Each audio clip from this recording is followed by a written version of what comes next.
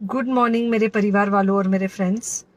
बहुत सारे डॉक्टर्स की तरह मैं भी बहुत परेशान हूँ, इसलिए मुझे लगा कि शायद मैं आपको अगर कुछ कुछ चीज़ें बताना चाहती हूँ और मैं शायद अगर ये बताऊँगी और अगर आप लोग सेफ रहोगे तो I might be at more peace. जैसे आपको सबको पता है कि बॉम्बे की हालत तो बहुत ख़राब है और धीरे धीरे बहुत सारे शहरों की और बहुत सारे स्टेट्स, इवन टाउन्स की हालत ख़राब होते जा रही है। बॉम्बे की हालत तो इतनी ख़राब है कि हमारे हॉस्पिटल्स में आईसीयू बेड्स वेटिंग पे है, पेशेंट्स के लिए बेड्स नहीं है। It's a very very helpless, यानी मुझे इतना हेल्पलेस और लाचार कभी फील नहीं हुआ है। We have to literally manage patients at home with oxygen, and this is not something we are enjoying. So I really want all of you to follow a few things that I really am requesting you to follow. First, आप लोग please safe रहो। अगर आपको लग रहा है कि आपको एक साल से कोरोना नहीं हुआ है इसलिए आप कोई सुपर हीरो हो या आपकी इम्यूनिटी बहुत अच्छी है और आपको ऐसे कुछ नहीं होगा, तो आप गलत फहमी में हो। हम यंग लोगों को देख रहे हैं। I mean we have a 35-year-old who's on the ventilator and we are not able to help people now. So we do not want, we really don't want any of you to be in that situation.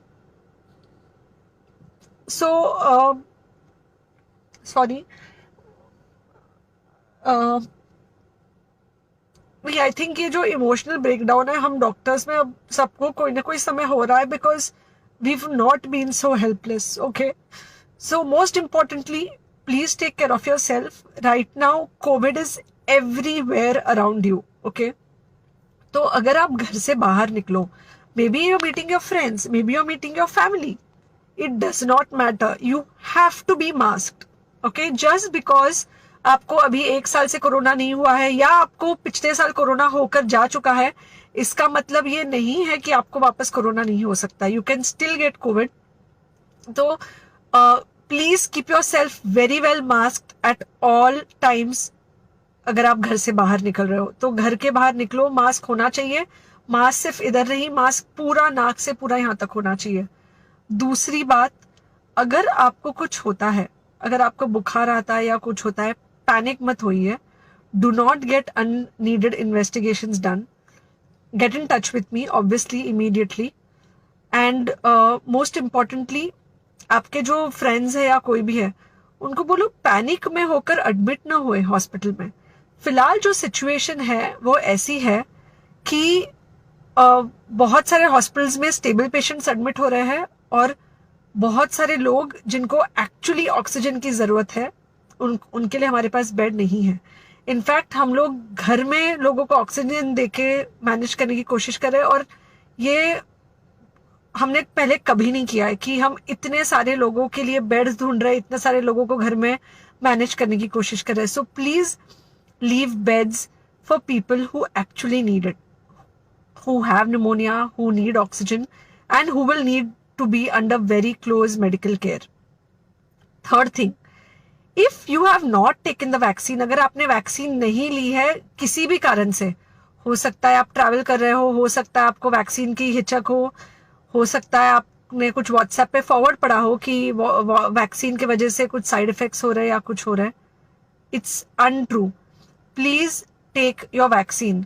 ये हमको definite दिख रहा है कि जो लोगों के 2 vaccine के शॉट्स होकर 2 हफ्ते हो चुके हैं उनमें डेफिनेटली हमको इन्फेक्शन, सीरियस इन्फेक्शंस कम दिख रहे हैं और हॉस्पिटलाइजेशन ना के बराबर है।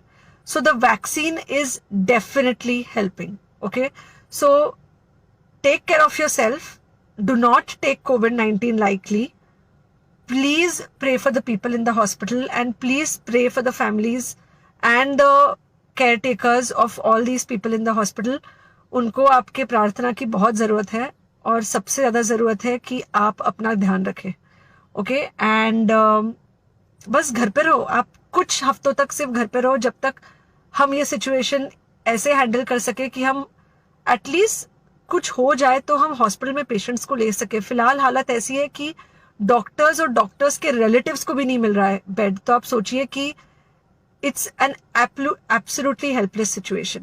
Okay, I think अगर हम सब इतना ध्यान रखेंगे, we will definitely come through this second wave very well.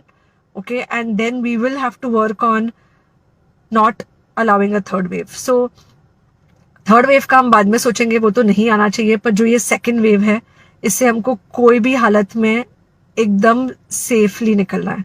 Okay, take care, I really love you.